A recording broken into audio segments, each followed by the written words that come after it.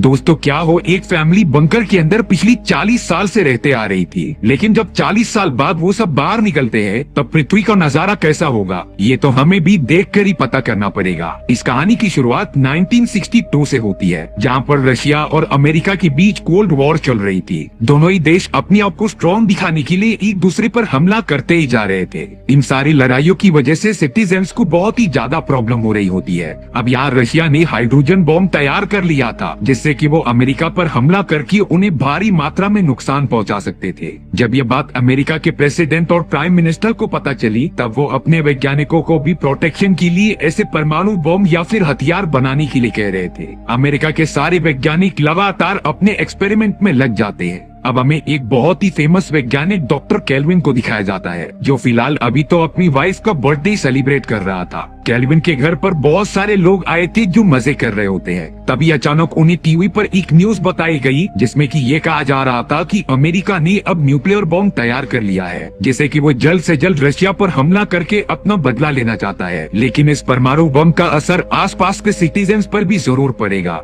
इसलिए सरकार का कहना था कि सभी लोग अपने घर के अंदर अच्छे से छुप जाए। अब यहाँ डॉक्टर केल्विन इन सारी चीजों से बहुत ही ज्यादा डर गए थे। उन्हें लग रहा था कि परमाणु बम ब्लास्ट होने पर चारों तरफ रेडिएशन फैल जाएगी और फिर कोई भी अमेरिकी सिटीजन जिंदा बचेगा ही नहीं। डॉक्टर केल्विन को ये बात पहले से पता थी, इसीलिए उसने अपनी और अपनी वाइफ क्लारा की प्रोटेक्शन के लिए घर के नीचे एक बहुत ही बड़ा बंकर बना कर रखा था। इस बंकर के अंदर डॉक्टर केल्विन ने सारी की सारी सुविधाएं प्रोवाइड की थी। उनका मानना था कि अमेरिकी सेना जब भी परमाणु बम ब्लास्ट करेगी, तब वो अपनी वाइफ क्लारा के साथ इसी बंकर में चला जाएगा। अब हमें अमेरिकी सेना का एक प्लेन दिखाया जाता है, जो सिर्फ अपने प्लेन की टेस्टिंग करने के लिए हवा में निकला था, और अब अचानक से कुछ टेक्निकल इश्यू के कारण उसका प्लेन एकदम से आउट ऑफ कंट्रोल हो जाता है। प्लेन में बैठा हुआ सोल्जर्स कुछ समझ नहीं पा रहा था, इसीलिए वो प्लेन में से तुरंत ही इजेक्ट हो जाता है। अब उस सोल्जर का प्लेन बिना किसी के कंट्रोल में होने के कारण सीधा जाकर डॉक्टर केल्विन के घर पर डायरेक्टली ब्लास्ट हो जाता है।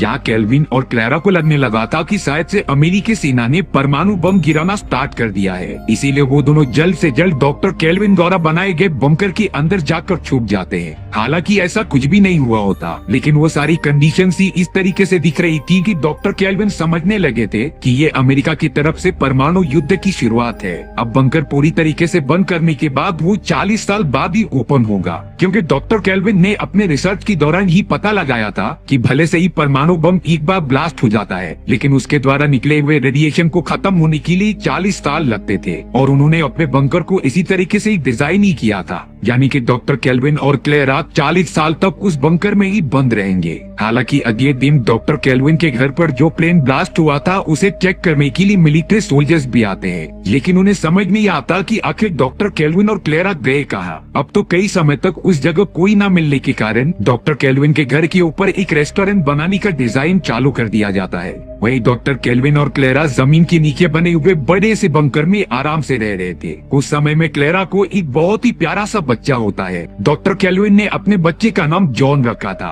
वो तो अपने बच्चे को जान से भी ज्यादा प्यार करने लगे थे। अब यहाँ हमें देखने मिलता है कि डॉक्टर केल्विन ने उस बंकर के अंदर खाने पीने की सारी सुविधाएं उपलब्ध करा के रखी है, जैसे कि उन्होंने खाने पीने का बहुत बड़े बड़े कंटेनर बंकर के अंदर रखे थे, जो कई सालों तक वो तीनों यूज कर सकते हैं। साथ ही साथ केल्विन ने वहाँ पर पेड़ पौधे उगाए थे और मछलियों का एक पूरा टैंक रखा था। बंकर के अंदर तो खेलने कूदने की और टाइम पास करने की सारी सुविधाएं थी। अब इसी तरीके से वो तीनों अपनी जिंदगी बंकर के अंदर ही काटने लगे थे। जॉन भी अब काफी बड़ा हो चुका था, अब तो पूरे 10 साल बीत चुके थे। केल्विन जॉन को अलग अलग खेल सिखाता है और उसे काफी अच्छी नॉलेज भी देता है। केल्विन चाहता था कि उसका बेटा जॉन जब बड़ा हो जाएगा, तब वो बचे हुए 15 साल बाद इस जगह से बाहर निकल के सभी को इंस्पायर करेगा, लेकिन केल्विन को जरा भी अंदाजा नहीं होता कि वहाँ ऊपर क्या हो रहा है। डॉक्टर केल्विन ने तो अपनी मिसअंडरस्टैंडिंग की वजह से अपनी फैमिली को भी इस जगह पर फंसा कर रखा था। फिलहाल केल्विन की फैमिली इसीलिए खुश थी क्योंकि उन्हें लगता था कि पृथ्वी पर उनकी सिवा और कोई भी इंसान है ही नहीं,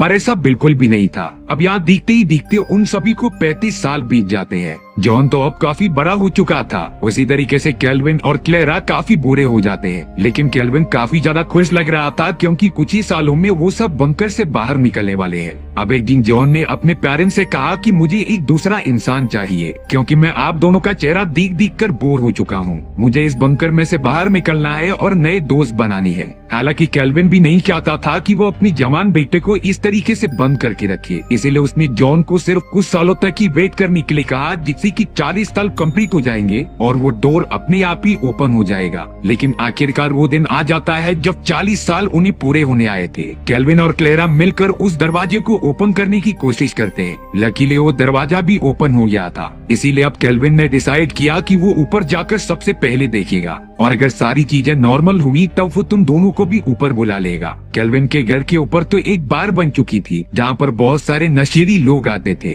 उसी जगह के थोड़ा सा साइड में एक बुरा आदमी बैठा हुआ होता है और अब अचानक से धरती एकदम हिलने लगी थी। बुरे आदमी को लग रहा था कि कहीं भूकंप तो नहीं आ गया, पर अब जमीन का सीना फाड़ते हुए डॉक्टर केल्विन लिफ्ट की मदद से ऊपर आ जाते हैं। डॉक्टर केल्विन ने तो रेडिएशन से बचने के लिए अपना पूरा सूट पहन लिया था। वो बुरा आदमी जमीन में से इस तरीके से केल्विन को देखकर उसे भगवान मान रहा होता है। उसने तो केल्विन के पैर पकड़ लिए थे कि वो उसे छोड़ दे, लेकिन केल्विन इन सारी चीजों पर ध्यान न देकर आसपास के एनवायरनमेंट को चेक कर रहा था। केल्विन ने नोटिस किया कि कोई भी रेडिएशन फैली नहीं है, लेकिन जब केल्विन वहाँ पर मौजूद सभी लोगों से मिलने जाता है तब वहाँ पर बहुत सारे नशेड़ी और चोर यहाँ से वहाँ घूम रहे थे। दरअसल ये वो समय होता है जब अमेरिका फाइनल क्राइसिस से जूझ रहा था। चारों तरफ चोरी चकारी होने लग जाती है और नशे में धुत सभी लोग यहाँ से वहाँ घूम रहे थे। ये सारी चीजें देखकर केल्विन एकदम से डर जाता है और भागते भागते अपने बंकर में चला जाता है। केल्विन ने क्लेरा और जॉन से बताया कि हमारी पृथ्वी वैसी नहीं रह गई है जैसे हम पास्ट में सोचा करते थे कि फ्यूचर में सब कुछ बदल जाएगा।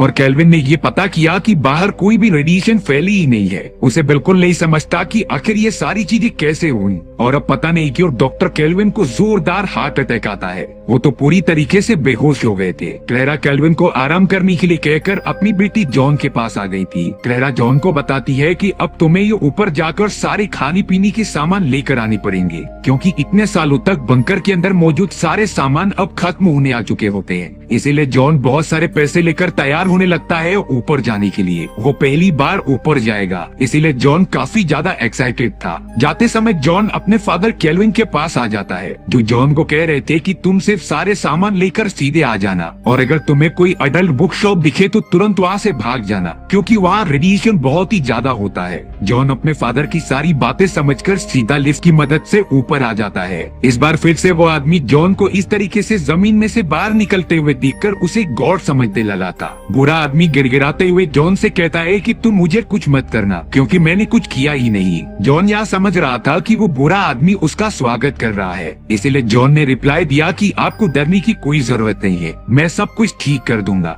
जॉन अब पैसे से भरे हुए सूटकेस को निकलकर पहली बार बाहर जाता है। जॉन ने अपनी जिंदगी में एक भी बार खुले आसमान को देखा ही नहीं था, लेकिन अब वो इस नजारे का मजा लेते हुए आसमान की तरफ देखकर चिल्लाने लग जाता है। आसपास के लोग जॉन को इस तरीके से बिहेव करते हुए देखकर काफी अजीब फील कर रहे थे। उन्हें लग रहा था कि जॉन कोई पागल है और अब जॉन सारी चीजों को एकदम से एंजॉय करते हुए आगे बढ़ता ही जा रहा था। कुछ देर बाद जॉन एक अडल्ट बुक शॉप के पास आ जाता है। जैसा कि उसके फादर ने बताया था कि तुम अडल्ट बुक शॉप के पास जाना मत, इसीलिए जॉन तुरंत ही वहाँ से भागते हुए लोगों को ये कहने लग गया था कि यहाँ पर रेडिएशन ज्यादा है, इसलिए तुम सब भी जल्दी यहाँ से हट जाओ। किसी को नहीं समझता कि जॉन कहने की कोशिश क्या कर रहा है। अब जॉन सीधा पैसे लेकर सुपर मार्केट में आ जाता है। अपनी मॉम द्वारा दिए गए लिस्ट को निकालकर उसने सारी चीजें लेना स्टार्ट कर दिया और अब एंड में जब पैसे देने की बारी आती है तब जॉन को ये पता चला कि उसके पास पैसे थोड़े से कम पड़ रहे हैं। अब यहाँ जॉन ने सुपरमार्केट से काफी सारा सामान खरीदा था, इसीलिए शॉपकीपर वो सारा सामान जॉन की घर पर डिलीवर करने के लिए उसका एड्रेस मांगता है। लेकिन जॉन को तो पता ही नहीं था कि वो कहाँ रहता है। उसे तो अब बंकर की लोकेशन भी नहीं याद है। जॉन तो बहुत ही ज्यादा फ्रस्ट्रेट होकर वहाँ से भागने लग गया था। इनकी पहली बात तो उसके पास ज्यादा पैसे भी नहीं होते और तो और उसे अपने घर का एड्रेस भी नहीं याद होता।